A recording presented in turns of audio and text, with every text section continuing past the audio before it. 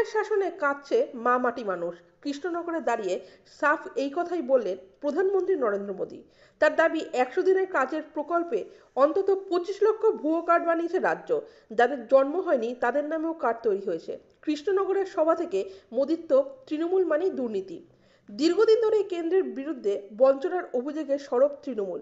100 দিনের কাজের প্রকল্পে কেন্দ্র টাকা দিচ্ছে না বলে সুর চড়িয়েছে সরকার।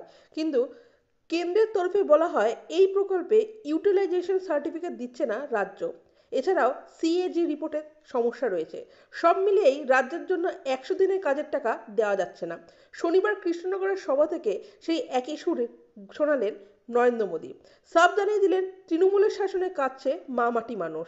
বাংলা ভাষায় তিনি বলেন তৃণমূল মানেই বিশ্বাসঘাতক, অত্যাচার, দুর্নীতি, পরিবারবাদ।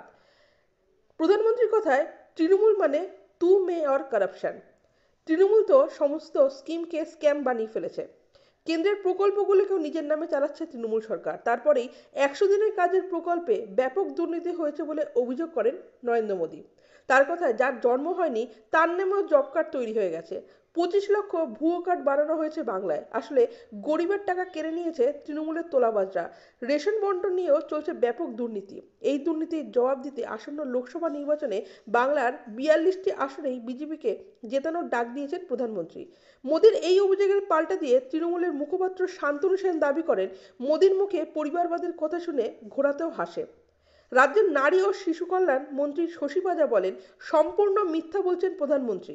মোদীর তোপ শুনে কংগ্রেসের অভিযোগ দুর্নীতি ইস্যুতে তৃণমূল আর বিজেপি দুই ফুল একই মিলিত রয়েছে। আসলে তাদের উদ্দেশ্যে দুই দলই যেন ক্ষমতা থাকে।